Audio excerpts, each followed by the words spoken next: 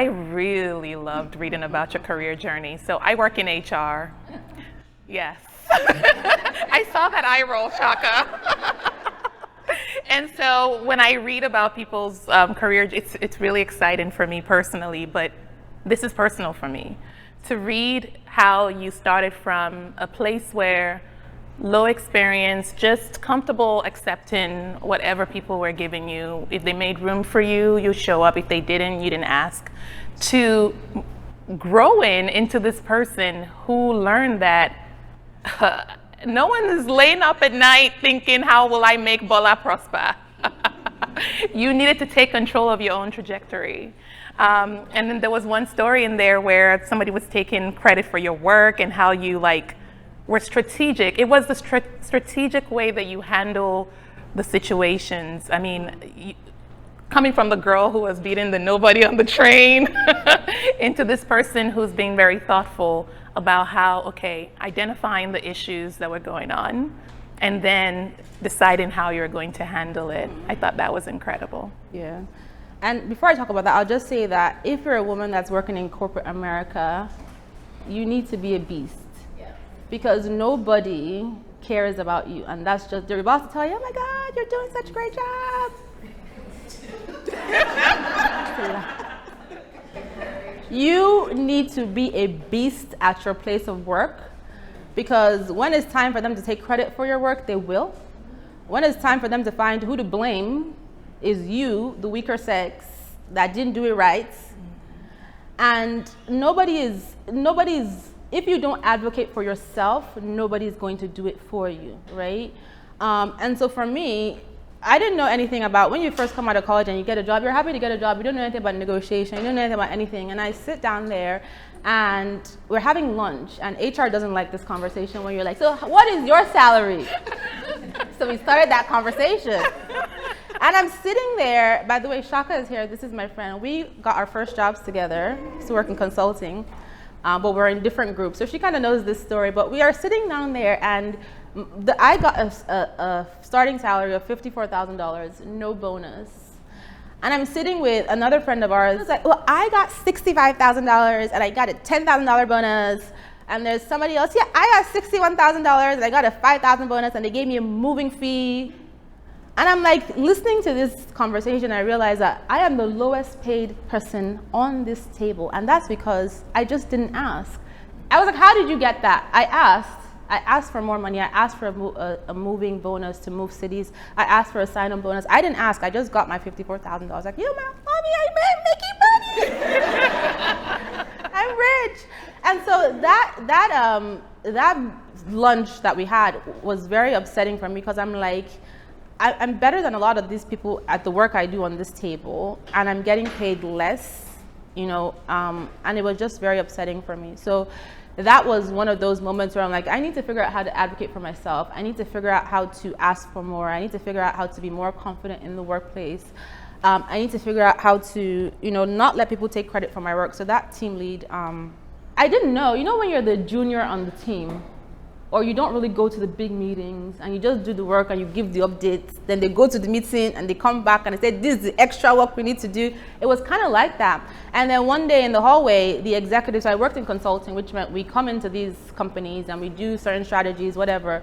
So the executive we were working for that was the head of our project was like, you know what, you should come to one of our update meetings. I want to hear your update. I want to know what you are working on, because he's wondering why he's paying this staff, but I've never heard anything from you.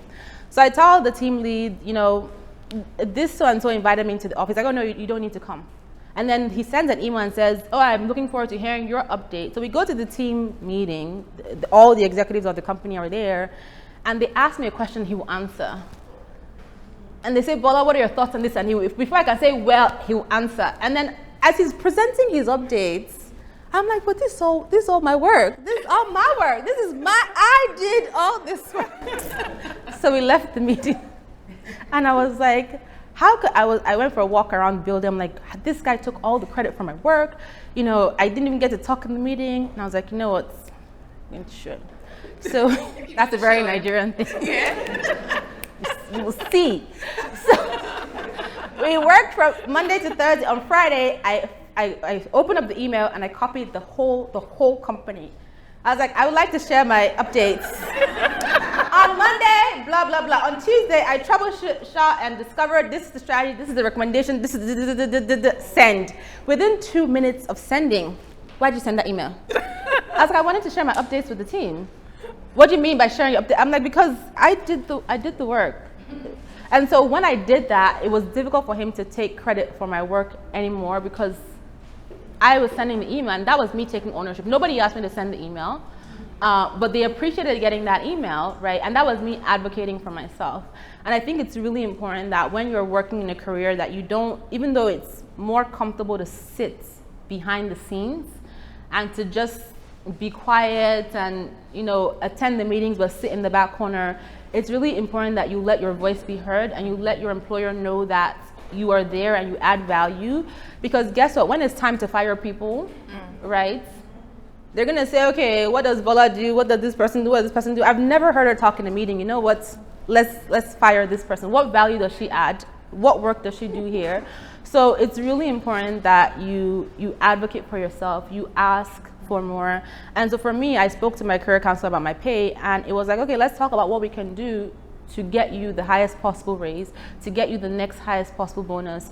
But I was still at a disadvantage because whatever bonus I got was as a percentage of that base salary, right? So going into a different job, I was now equipped with all these new skills of how to advocate for myself, because you cannot expect, even your boss that tells you how much they love you, when they go into the meeting with the senior executives, let me tell you, they're not thinking about you, they're thinking about themselves, okay? They're hyping themselves. And so I always tell people at my very last job, I got so good at negotiating, so good at negotiating. Everybody had a Windows computer. I was like, I only use a Mac. We had no work from home policy. I'm like a new mom. I need to work from home. And the reason why I was able to do this was because on the interview day, when I went in for the last interview, I started getting introduced to the executives, and I started hearing, hi, Ms. Bola, she's gonna take over the business strategy role we've been trying to fill for 2 years. You've been trying to fill this role for 2 years. There was a significant curve of skill set that I had. And I was like, you guys are gonna, first of all, pay me what I'm worth. I'm like, I want more, and then I want a bonus. And then I know you don't have a work from home policy, but I need to work from home. I know you guys only do 2 weeks of vacation, but I need 3 weeks of vacation. Oh, I need 2 monitors at my desk when I'm actually in the office. This chair doesn't really quite work for me. You have to. Can I get a different chair? You have to. Yeah, you have to advocate. And if you cannot say it, if you're too shy to say it to your boss, type it in an email and then send. Yeah. Send it at 5 o'clock so you don't have to wait for the response. And in the morning, you know. Because that's what I would do when I was trying to get comfortable with negotiating for myself or advocating for myself. We'd have the meeting, oh yeah, and I do that today in Clever World Finance. So yeah, tell me what it is that you want to do. Great, amazing. What are your rates? I will email you. So what are you thinking? You know, tell me what this project is about. Okay, amazing. So what are you gonna tell me more about how you plan to accomplish it? I will email you. So because when I'm sending an email, I don't feel under pressure to like say something. Sometimes it's difficult to ask when the person is staring at you. But when you type the email, you have all this time to gather your thoughts, to make an impression of yourself, and to state your case in a way that you may not have been able to say in person. So if you are feeling uncomfortable about having this conversation in person, tell them, I will email you, right? And after you send the email, you can go and talk about it. But you have to use your voice at work. You have to advocate for yourself. And you also have to learn how to say no. So I'll tell you one other story. I used to work in cable, and we had to do truck rolls. You know what a truck roll is? It's when you get on a truck with a contractor and you go up and down to people's houses to see what their service is like in their house. So you guys have had people from your utility company come to your house. So I had to go with the technicians to observe their process. And technicians were of 2 camps. They were the employees and the contractors. And I don't know, like there are certain types of experiences that you have with men on the street as you're walking by, but then I'm stuck in a truck with this guy who is either like being completely inappropriate or insulting me the whole time. I don't know why you're here, who do you think you are, keeping tabs on me, what do you write about me, that kind of stuff. And so we get to a point, and I'm like, I cannot do this. This is actually quite stressful. So I'm gonna go tell my boss, I don't feel comfortable going on these truck rolls anymore. You know, there was one time I was running because somebody had to put a dog, and we wanted to check, and they hadn't paid their bill, and they let the dog go, and we're all like, I'm like, I don't want to go on this truck roll. And she was like, well, you know, I understand that you don't want to go on the truck roll, but this is what the client wants. So you know what, maybe you shouldn't wear lipstick, pull your hair back, you should stop wearing dresses to work. And I was like, so I left, and I'm like, I went home and I thought about it, I'm like, what do you mean don't wear high heels? Why should I not wear lipstick? I shouldn't wear the dress I bought for work. And so I talked to somebody, and the next day I was like, you know what, I'm not going on the truck roll anymore. And she was like, well, who's gonna go? And I was like, you go, because I'm not going. And luckily for me, it wasn't just me that felt that sentiment. So when I said it, it gave somebody else the power to come and say, you know what, did you go on those truck rolls? No, okay. It gave somebody else the power to say, you know what, I don't want to go. And all of a sudden, nobody wanted to go on the truck rolls. And then they had to have this conversation with this technician team that says, when our staff is with you, you don't talk to them, you don't heckle them, you don't. And so I had to say no, even though it was something that was required, but it just wasn't comfortable, and it didn't put me in a good position at work. And so you also have to be comfortable with saying no if it doesn't fit you, if it doesn't suit you, if you feel uncomfortable. And I think a lot of times women at work are challenged by saying no, because you don't want to feel like you can't hang with guys. You don't want to feel like you can't hold your own when all the guys can hold their own, you know, in the office. So it's really important to learn how to say no at work too. Yeah, no, I second all of that. As the HR person in this room. And then call HR. And then call HR. So I do want us to have time for Q&A. So how was it for you opening yourself up? Because you talked not only about your journey, you also talked about mental health. You talked about the challenges as being a new mom, navigating career, switching from having a job to becoming a full-time entrepreneur, and the whole drama that comes with that. So how was it for you to open yourself up in such a way that you didn't hold anything back? It was very honest and transparent. You showed us the good, you showed us the ugly. What was that experience like for you, exposing all of that to everybody in that way? So the first time Ola met me, like a few months later, she's like, you know what? I feel like when we met, I told you all these things about me, but I actually did not learn anything about you. Facts. And I was like, oh, it's actually a skill set. And I have to admit it, because I'm introverted by nature, so I know how to finesse, like, oh my God, tell me about your dress. How are you, girl? So that's how I am, and it's not personable. I tend to I don't want to talk about, let's talk about you. So, but when I was writing this book, obviously I picked what I wanted to talk, to create a body of work that was relevant and relatable. But I wrote the book by myself, right? Nobody was there to say, oh, Bola, let me see what you're writing. So the challenge was when it was time to submit the book. And they're like, oh, is the book ready? I'm like, oh, no, I haven't finished writing. And then, you know, I asked my husband, I'm like, you want to read the book? He's like, no, I don't want to read the book. I don't want to know what you wrote. Like, Bola, you know, is the book ready? I'm like, no, I know, I need an extension. You know, the book is due in September, but I can get it to you by December. And it's sitting there, it's done, it's edited, and it was just hard to say, here is the finished product, because I knew once it was out, I can't pull it back, and I've done that with all of my books, but this one was more challenging. And so on January 2nd, after the holidays come, they're like, hey, Bola, is the book? I'm like, no, you know, you can give me another extension. I can get it to you at the end of the month. And then my editor called me. He's like, listen, I see what you're trying to do. You're trying to stall this. I know you have finished that book, okay? So can you just send the book so we can move along with the process? You know, it's okay. Like, I will read it first, and then I will give it to the other people. And so it was hard for me to submit this book. It was really hard. It was done for months. The cover was done before I submitted the book. We I sent them, here are the pictures for the cover. But Bola, what is the book? Where is the book? So just sometimes opening up can be hard, and there's a lot of anxiety about sharing your personal life and sharing your stories and talking about your family in the book. But, you also have to think about who the book will help and how it might challenge someone to be able to face their own truth and deal with their own struggles and pursue the things that they want to pursue for themselves. So I have to think about it like that. I have to think less about me and how I feel about what is out there.